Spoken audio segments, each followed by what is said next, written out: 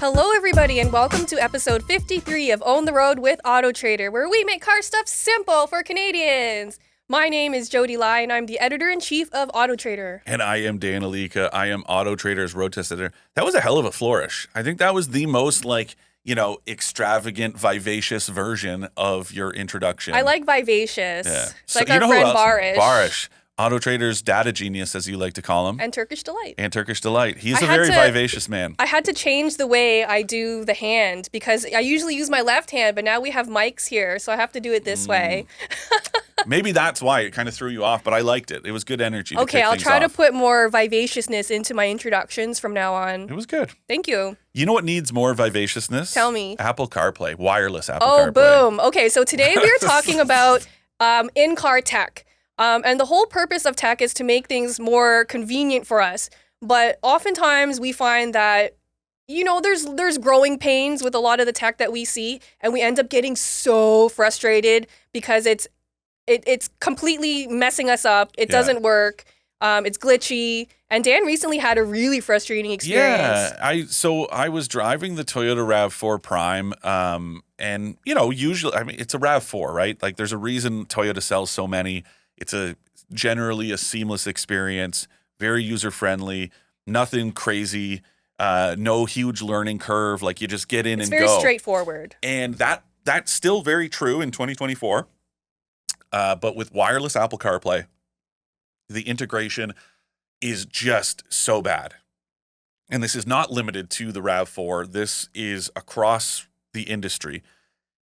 For whatever reason, when wireless CarPlay was introduced, it just, went straight into like trash territory. It went from working for like a minute or two to just like every time. One day you have connectivity issues, the next day you don't. One day Google Maps doesn't work, the next day it does. And this is like Carl Bonner, our VP at AutoTrader. He has this in his Lexus. Right. That they have. He has a Lexus NX, and it's nothing but trouble. They just picked up a Toyota Grand Highlander. No issues at all.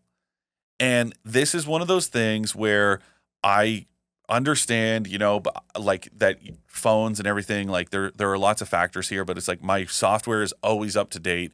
My phone is like fairly new. It's a few years old now, but not that old that that I should be having these kind of problems. And the bigger problem is the inconsistency of it. Right. And this is supposed to be the technology that keeps your phone out of your hands. And I still just leave it. I just get angry and, but it's in the glove box or, on the wireless charger, whatever the case may be. But this is one of those examples where somebody is going to go, well, my CarPlay isn't working, so I'm just going to pick up my phone and text or make a phone call. And it defeats the purpose of it. Even just for navigation, I can imagine like your intentions being totally fine. But like if you're like me and you don't know where you're going ever, like you need that map. It is so, and the craziest part with the Google Maps thing. So this is only, I haven't looked, I'm sure there are people complaining about this on Reddit and different forums and stuff like that. But it is unique to wireless Apple CarPlay. Okay. If you plug it in, does it still? No. Okay. So if it's a vehicle that has that ability where you can plug it in and it'll run wired CarPlay, not all vehicles can do that, right? Because of the infotainment, like the hardware itself. But if you plug in and don't have your Wi-Fi on and it goes hardwired, then it'll be fine. Connecting wirelessly, I would say probably 60+% of the time, the only way to have it work properly is to have not just Google Maps open on my phone, but also have the screen unlocked. Otherwise, it won't track my movement on. So you punch in a destination, and then you look at Google Maps on the infotainment screen, and it thinks you're still at your starting point. Meanwhile, you could be so. This happens all the time. It's happened to me on road trips. Wow. And I'm like, I don't understand what's going on here. This is simple stuff. That's crazy to me. I wonder if that's like an Apple problem For sure. and not necessarily a Toyota problem. I mean, okay, I'm sure there'll, there both parties are to blame, let's Right. say, but this to me, it strikes me as an Apple issue. That's so annoying. And it's just like, For something that you have to interact with literally every single time you drive, it needs to work. And then the other side of it too is like automakers that are signing up. I don't remember what the percentage is now of iPhone users versus Android users, but I'm pretty sure iPhone is still like the majority of people.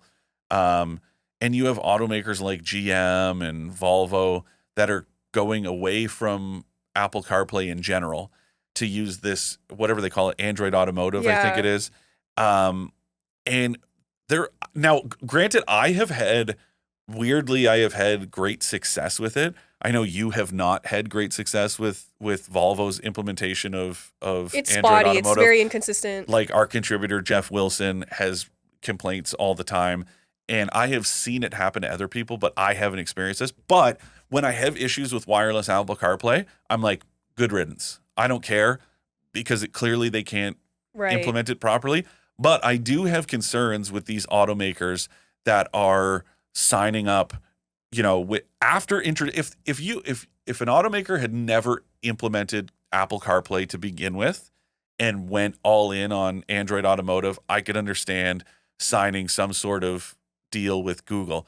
But to give the people what they want, so to speak, and that's a way to mirror their phone in their car, and then take it away.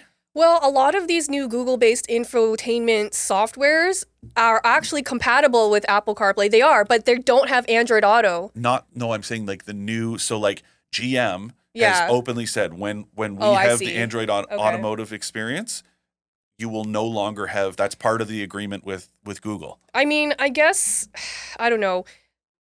The thing about the Google-based infotainment system is that I understand that like everyone knows how to use Google. So from like a usability standpoint, it's got to be pretty easy, right? My issue is that now you have to A, be connected, B, have an account and log in, and I hate that. Yeah, same. I just don't think you should have to do that to use your car. Yeah, it's really, and you know, we're talking about, yes, convenience features here, like, you know, the smartphone mirroring and stuff. But again, our perspective, both of us share this outlook that it is a safety related thing, because it means that people are going to be less prone to pick up their phones when they're behind the wheel. That's what I would like to see. That's what a successful implementation does. But when it's unsuccessful, it defeats the purpose. But then we can also talk about advanced safety tech. This is another big sticking point, an area where flawed execution means people shut it off. I've talked about this before. People, you know, turn off an overly sensitive forward collision warning system, and then it's not there in that situation that you saw, that you described. Imagine that work van that rear-ended that vehicle had forward collision warning and automatic emergency braking. Exactly. Yeah. So to have that stuff is great. It has your back, but when it's overly sensitive and you just get annoyed with it and shut it off. And that's happened lots of times to me. I think I was driving a Jeep and they had a really sensitive reverse automatic emergency braking. And I park, my parking space is next to a post. It's just always there. It's a big concrete post. Yeah. It saw that as an obstacle, slammed on the brakes, scared the crap out of me because it made me feel like I had actually hit something, which I hadn't. It's very jarring. And at that point, I was like, I'm just turning this off. Because there were too many false triggers, right? Exactly. Yeah. And we're seeing more and more of that. I've talked about this with like steering assistance, right? There are some well-done systems out there, and like Ford's Blue Cruise, GM Super Cruise, I find, and those are hands-free highway driving assistance. So on certain stretches, I'm talking long stretches, like there's hundreds of thousands of kilometers of divided highways, but that's the key. It only works on mapped divided highways in North America. I find both of those systems are excellent. They're Hyundai great. and Kia, not as good. So my problem with a lot of these steering assistants is that they're too sensitive, or you're trying to make a correction and it fights you. Yeah. And at that point, it's like, well, I think I know what I'm doing, and it's clear that I'm in control. Like if it's obvious that someone's out of control and they might need that assistance, like go for it. But there should be, the systems have to get better at knowing like what I'm doing is intentional versus like I've fallen asleep or something. And Kia and Hyundai's highway driving assist 2. So that's the one that can do automated lane changes. So you activate your signal on the highway. Again, it's pre-mapped stretches of divided highway, activate your signal, and it will automate the lane change for you. Not only is it very delayed, like compared to Super Cruise, slow. if it detects the slightest, I'm talking like you move your hand on the wheel, it'll cancel the automated lane change. To me, what's the point? Once again, this is an example of poorly implemented technology. It's poorly executed, because then I've complained about this in reviews. Then you try to feather the wheel, and I would rather not use these systems, but I test them out so I can tell you guys about them. And then I try to like feather the wheel, and it'll cancel it because it says you're not in control. So it's like, guys, come on, either implement it or don't. I mean, I think these are growing pains because all of this tech is relatively new, For sure, right? And yeah. so I think with every iteration, they're getting smarter. They're ironing out all of those annoying things that happen. And it's important to remember that like these systems are here, they're supposed to help us. But when they end up getting in the way, that just becomes another safety issue. Yeah. And this is all of this stuff. The irony too is that all of this stuff, whether it's, you know, lane keeping and highway driving assist, whether it's Apple CarPlay, these, you know, elements impact the J.D. Power initial quality scores that automakers covet. Can you explain to everyone what that survey means and how they do it? So when not all automakers, but most have opted into this where, you know, J.D. Power just does like these automotive surveys where they get permission to send a questionnaire via email. Now, of course, as a shopper, as a buyer, you can opt out of these. But if you receive that and you opt in, you take this questionnaire, chance to win a gift card, whatever the incentive is, and then J.D. Power compiles all the data. The initial quality study is a 90-day study. So it takes you get this survey, this questionnaire, 90 days after you bought your vehicle, and it asks you questions about the quality, the initial quality, hence the name. But being unable to connect your phone will impact the score the same way as if you're like, my power tailgate stopped working. Yeah, so they're not weighted differently. Some of the scores are, but not all of them. Not enough that so a vehicle could fail, could have a poor showing, or an automaker could have a poor showing because of this wireless Apple CarPlay issue. Right? Yeah. And that to me, so that's why you see such fluctuation. That's why I hate, and we've kind of stopped at AutoTrader, we've stopped reporting on the results as much. Like that used to be such a sexy headline. Every publication would do it. But the reason you see these crazy fluctuations is because all it takes is 1 year to the next, some vehicle that's really handled with care. You know, Porsche tends to do well because the quality is good as far as like, you know, fit and finish. Right? Especially compared to a brand like Tesla.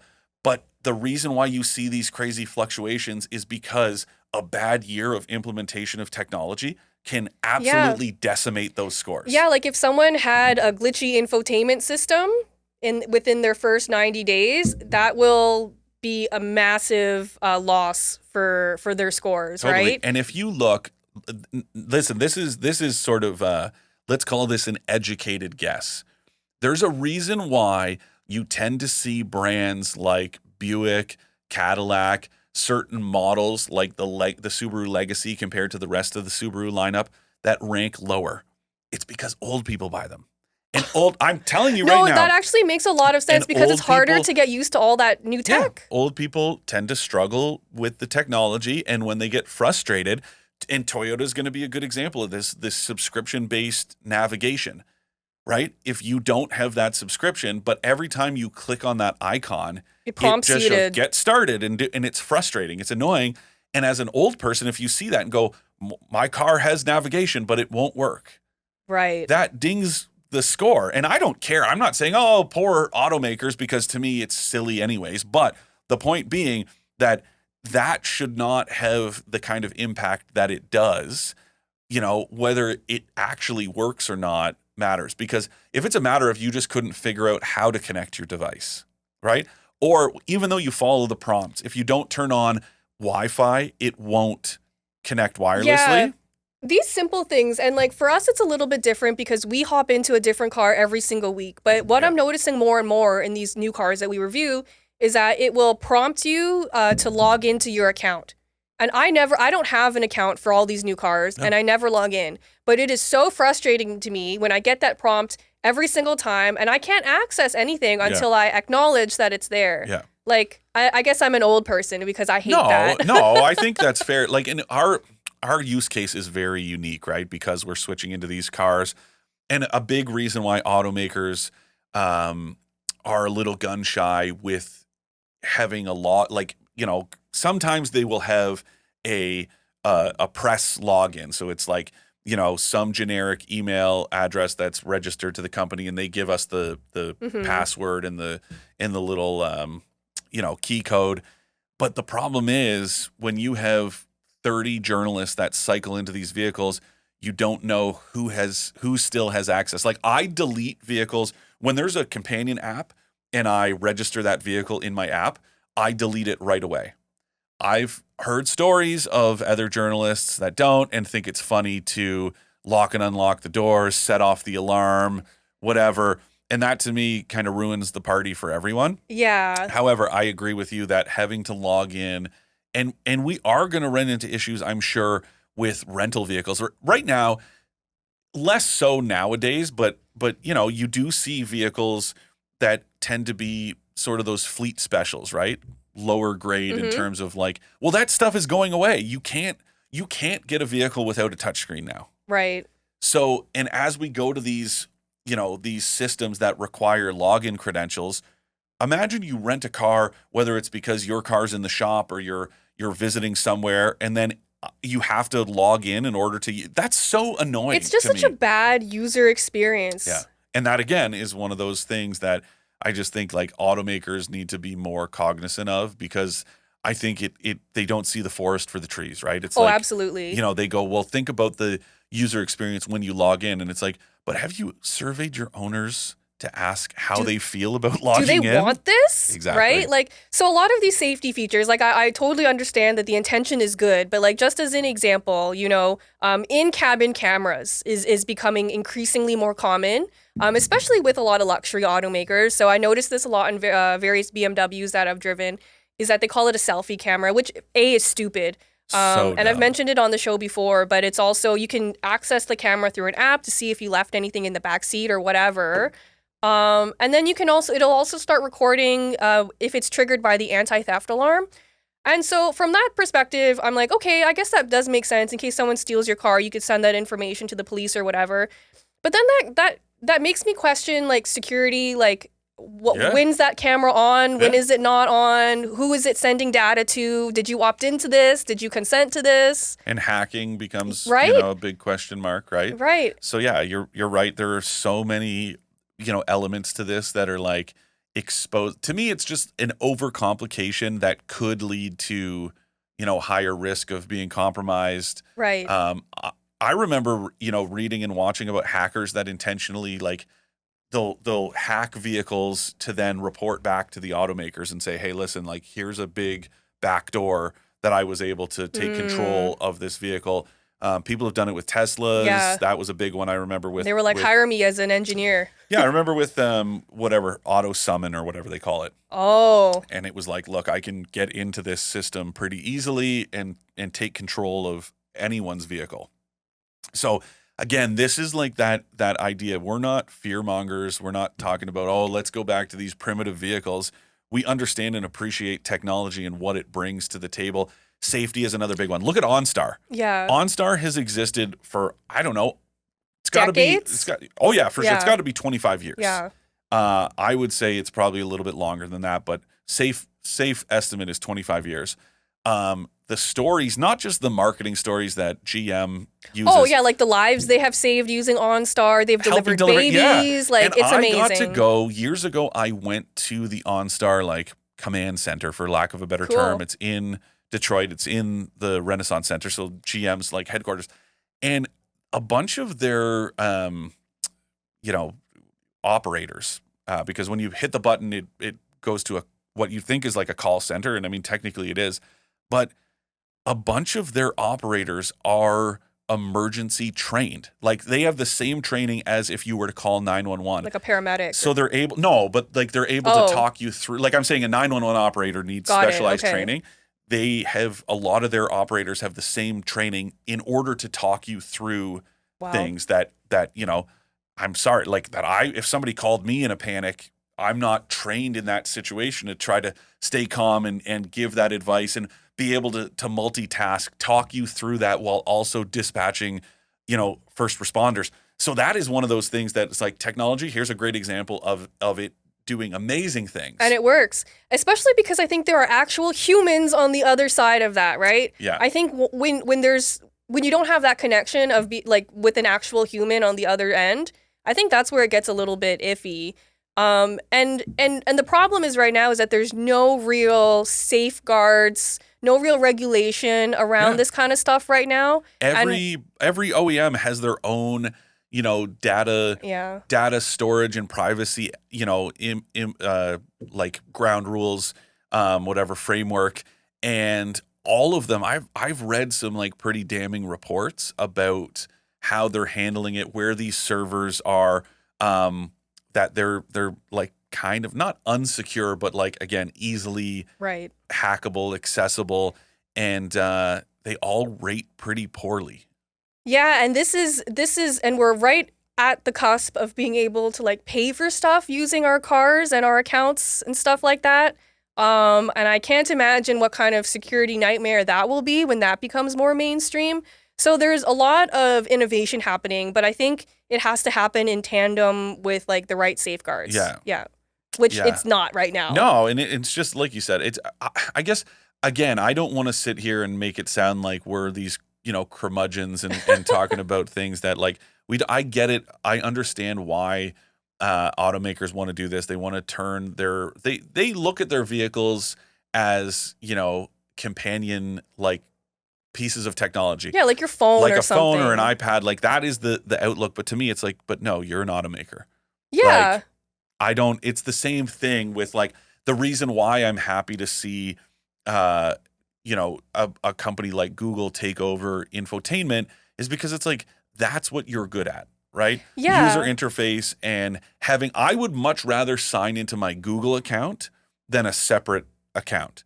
For sure, because you know that Google is supposed to have taken all those safeguards already. Well, and just regardless, it's like, and they're experts at that. But then it's to me, I would rather have all of my stuff on that one account, because that's also how you have people that have weaker passwords because they're like, well, it's just one more account to have. Yeah, you know? that's true. So it's like with it being with Google, Google's security is pretty damn good from what I understand. I'm not a tech writer, but I've read good things about Google's security for account privacy.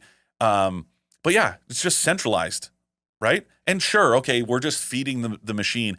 But we're doing that anyways, right? Yeah, because it's if it's convenient to us, I don't think a lot of people really care. Not that they don't care about security, but it's not top of mind. Like the or it's convenience a compromise is more that you're important. willing to make. That you go, look, convenience over. I would rather have good account security and know that Google is using, like, basically the reason why everything that Google gives us is free is because that way Google can use your data, but it's anonymous data. Yeah. Right. For the most part. So I'm talking about like location, for example. When you fire up Google Maps, right, you are using that service is using you. Yeah. But that is one of those things that whether we know it or not, I personally am aware of it and I don't care because I go, it's worth it for the convenience of having Google Maps with traffic data and all of that good stuff, right? And again, because it's Google and whether you call me crazy or not, I generally tend to trust Google with my data, with my info. But yeah, when you get into this, how many different EV charging apps do you have on your phone right now? 9. Right. That, again, why do I need all of these different logins and all of this different technology that, you know, is exposing me to risk? I would much rather have it centralized. Yeah. Sounds like we've solved everything here. I mean, it's such a complicated issue, and there's really no easy solution to this. For sure. But the whole point of the episode is that, like, we asked the question, is in-car tech getting better or worse?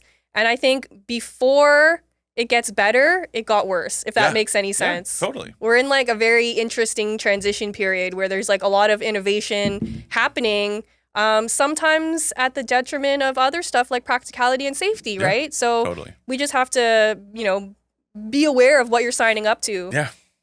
So, and then the other side of it is that, I guess it's like just any technology, right? Your phone, at home, whatever. But my thing is, it's the moving, goalposts, for lack of a better term, when instead of committing to one thing, it's like automakers are bouncing around a lot.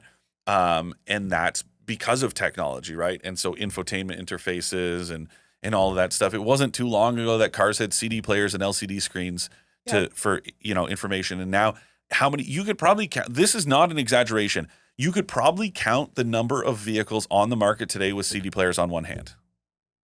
If that, yeah. And I think even these days they're like hidden. Like they're not in the dash like they used to be. Like they'll be in a glove box or something. How about this? One of the only, speaking of, we talked about old people earlier. Let's bring it back full circle for the olds. The Subaru Legacy had an optional CD player because that customer demand was there, because of the demographic that it catered to. I mean, so there is some data to back up your speculation. Yes. Yeah. That's what I was saying. It's sort of like an educated, hypothesis. It's not just making it up. Slam old people. It's not like a usual episode. All right. Before our Ask an Expert segment, here is a message from your friends at AutoTrader. Can't find a car at your ideal price point? AutoTrader is the answer. Car prices are dropping across Canada, and AutoTrader has got you covered with hundreds of thousands of cars for you to choose from. Use our price badges to find a great deal at a great price today. Visit AutoTrader for more. Okay, today's Ask an Expert comes from Dan Bramner from Oshawa. Ask an Expert, Brammer Dan. Ask an Expert, Brammer Dan. From O-Town. Okay. One of the questions was about car culture dying. Oh, so this was on our episode of, it was just entirely Ask an Expert questions. And someone had asked us whether or not we think car culture is dying. Yeah. So Dan says, the reason car culture is dying is connected to the price of gas and the movement towards EVs. I traded in my pseudo muscle car for an EV. Why? The price of gas was killing me. Plus, any dual motor EV is faster and quicker than a muscle car unless you sink tons of money into it. And yes, the Fast and Furious did send a car into space, and yes, it was as awful as it sounds. Thank you for producing a fun podcast about cars. Oh, thanks, Dan. Okay, well, thanks for clarifying, because it just definitely means I don't have to watch that stupid movie now. I'd still watch it. I think I mentioned that. I agree with you. Like, EVs are part of it for sure. Is the price of gas part of it? I don't know. Yeah, maybe. I think car stuff is just expensive, period, which I think blocks a lot of people from getting involved. For sure. But young people, right? When I was a kid, it was pretty cheap to insure a car. Like when I was a teenager, it was relatively affordable. Yeah, okay, gas was cheaper than it is now. So it was, again, easy. When you're a kid and you don't have a ton of disposable income, you're making a minimum wage, you're working a few hours here and there.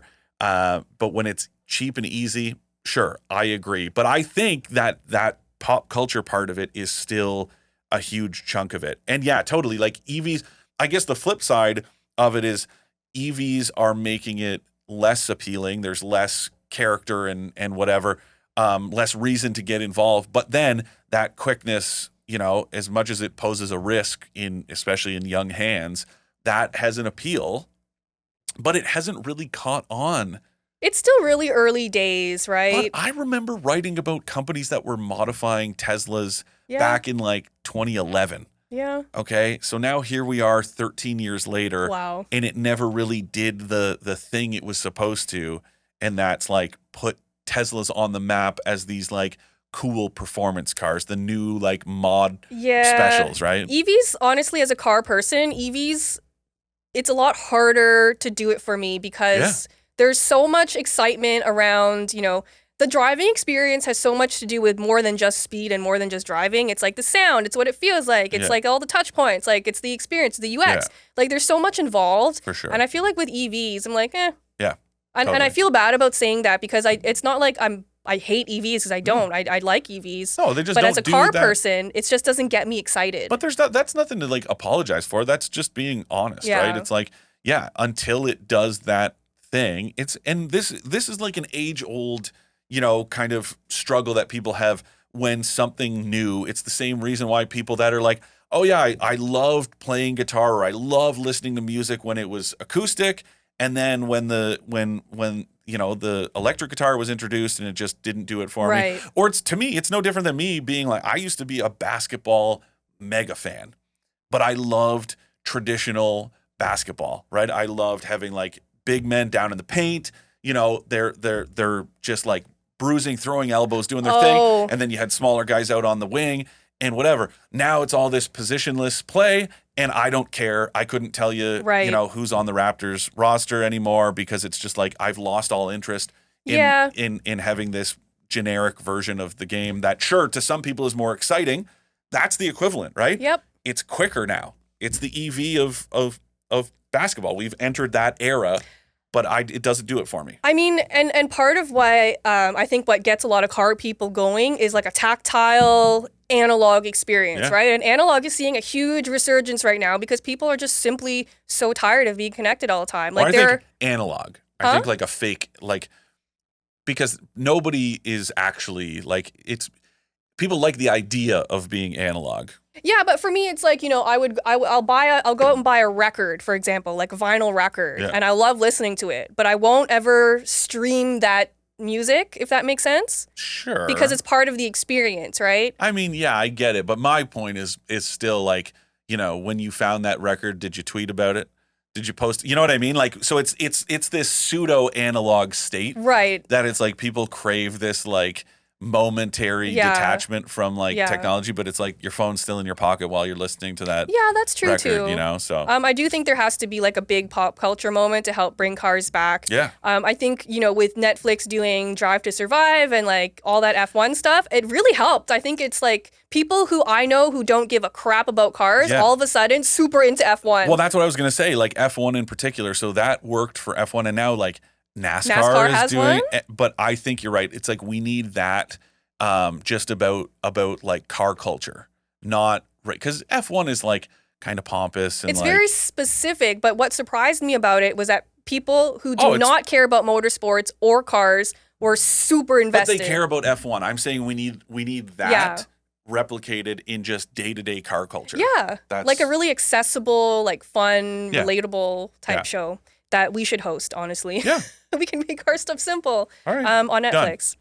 Our next question comes from Right Lane Hog /Mike, who is a loyal supporter. Mike is the man. Mike, we appreciate you so much, man. Like, you, honestly, we love engaging with you. We love that, you're constantly asking us questions. You're challenging us. We do better because of you and people like you, man. Like, honestly, we really do appreciate you. Yeah, Mike asks a lot of very well thought out, intelligent questions. Honestly, every time we post a video on our YouTube channel, which you should all subscribe to, please, he's like one of the first people to comment. It's always a great comment. So he recently wrote a letter to Toyota Canada to ask them a couple questions. Okay. One of them had to do with the upcoming Crown Signia. Oh. So he says, we are getting closer and closer to the arrival of the Crown Signia SUV. Yeah. What will it take to get Toyota Canada to offer us the cheaper XLE trim as well as the Limited? So right now, the Crown Signia is only going to be offered in Canada in the top trim, which means more expensive. Yeah. Mike would love to see a lower trim, more affordable option without, a sunroof and with smaller rims because he lives in like a really potholed place and big rims just don't work for him, right? Okay. So his argument is that a cheaper one would be more suitable for many more Canadian drivers. I don't disagree, but I think, to justify the cost of bringing this vehicle to Canada, homologation is expensive. And yes, we can lean on the states. So with crash testing, fuel economy testing, all of that stuff, we have, harmonized standards, but still there's processes that cost a lot of money with the government to get a vehicle registered for sale in Canada. So I think Toyota needs to sell the more expensive one based on the volume. If volume was going to be higher, so there's always a chance that if this Crown Signia just explodes in popularity, then Toyota might go, cool, we got to bring the XLE to Canada. But right now, that would be the reason why we're only getting the top trim. I will say though, Mike, I don't know. I'm sure you've already read up on this. Man, I haven't driven it yet, but it's so cool. And I sat in it with so much, like, I was so nervous because I love the Crown sedan, can't really fit in it all that well. So I was worried that I was going to run into the same issues that I had in this RAV4 Prime I drove last week. You know, my head is right at the header of the windshield. And I got in and I was like, man, I just like slink right into this thing. And it's so like, I sit low, but I still have great view. I love it. I can't wait to drive it. So Mike, let's buy some. And then that'll encourage Toyota to bring a cheaper one to Canada. But Mike, I also want to commend you for taking the time to write Toyota Canada a letter, because honestly, people like these corporations won't know unless you give them that feedback. Exactly. And so I think that's really important that you did that. So good job, Mike. And if you don't get a response from Toyota, I'd encourage you to email Danielle Petricelli directly. She's great. She loves getting, love her. Tough questions. So we can make sure to make that happen too. Maybe we'll start a campaign and we'll just like bombard her with Crown Signia emails. I mean, if Canada wants a cheaper Crown Signia, that's the only way to do it, right? What about Danada? What Danada wants, Danada gets. Danada. A cheaper Crown Signia. Oh, Danada, yeah. Yes. Thank you, Mike and Dan Bramner, for your questions. If any of you would like to ask Dan or I questions, you can email expert@trader.ca. And that wraps up this episode. Thank you so much for joining us. Please make sure to subscribe to our YouTube channel, follow us on Instagram and TikTok. And we would love if you left a review for this podcast, because it might help us reach more people. Okay. And we want to make car stuff simple for many more Canadians. Wow. So drive safe, and we'll catch you in the next episode. Bye, guys.